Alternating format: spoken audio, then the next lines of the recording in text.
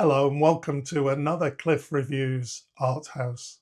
This time I'm reviewing the 2006 film Old Joy, directed by Kelly Reichardt. This is one of my favourite Kelly Reichardt films. The story couldn't be more modest. Two men, Mark and Kurt, old friends who've drifted apart, go on a short camping trip and visit a hot spring in the Oregon woods. Nothing much happens, yet the result is mesmerising. Old Joy is a masterclass in how minimal storytelling can open up profound emotional and philosophical space. The performances carry the film. Daniel London as Mark and Will Oldham as Kurt have remarkable chemistry. Their exchanges feel utterly natural, as if Reichardt simply turned on the camera and caught them in conversation. The dialogue is understated, ordinary even, but alive with subtext. When Mark talks with his wife before he leaves, we learn almost everything about their marriage from what is not said. He asks for permission without quite asking, and she grants it without enthusiasm. That brief exchange quietly establishes the emotional tension that runs beneath the film, the unease of a man who no longer knows exactly where he belongs. Once the journey begins, the film unfolds almost in real time. The camera lingers on landscapes, on the texture of leaves, on water, and on silence.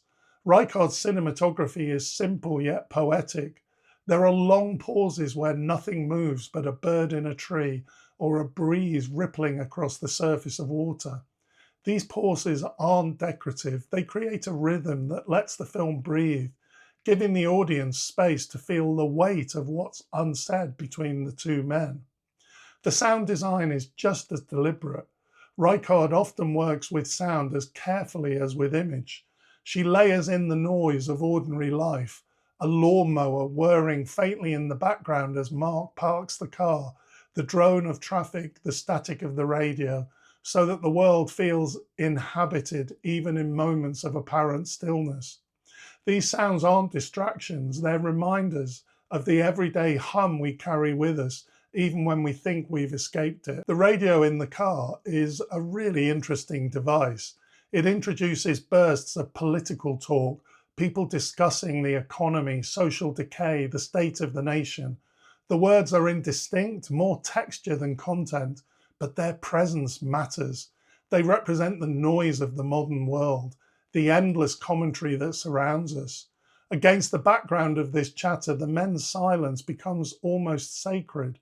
As they move further into the wilderness, the sound of voices fades and is replaced by wind, water, and birds.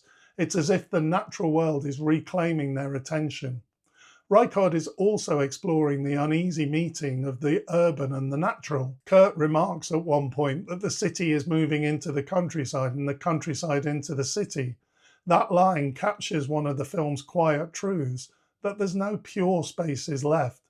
Even in this seemingly untouched forest, they sit on an old abandoned sofa, surrounded by discarded rubbish. It's a haunting image, two men seeking simplicity and renewal, yet unable to escape the traces of what civilization leaves behind.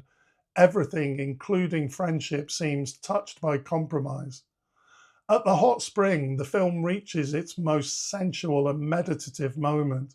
Reichardt lets the scene unfold slowly, water bubbling, steam rising, birds singing in the distance.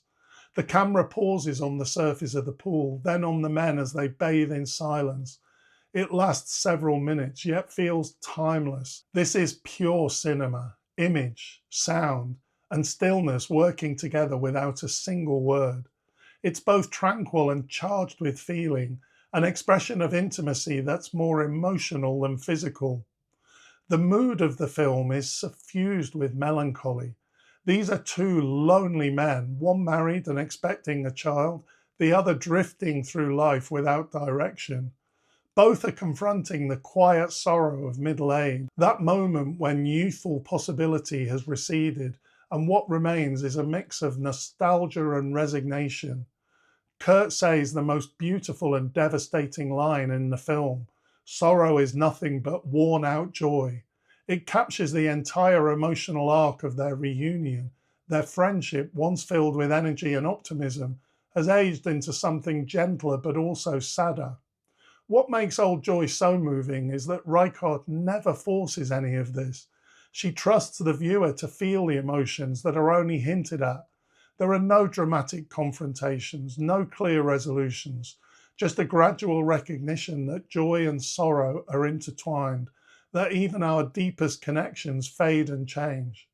Very little happens in this film, yet it really lingers in the mind long after it ends. It's a mood piece, built from delicate cinematography, naturalistic performances, and an exquisitely crafted soundscape. Reichardt shows that minimalism, when handled with such precision and care, can be more revealing than any plot twist. Old Joy is about friendship, loss, and the quiet ache of being alive. A small film that contains an entire world. Thanks for watching, and I'll see you next time.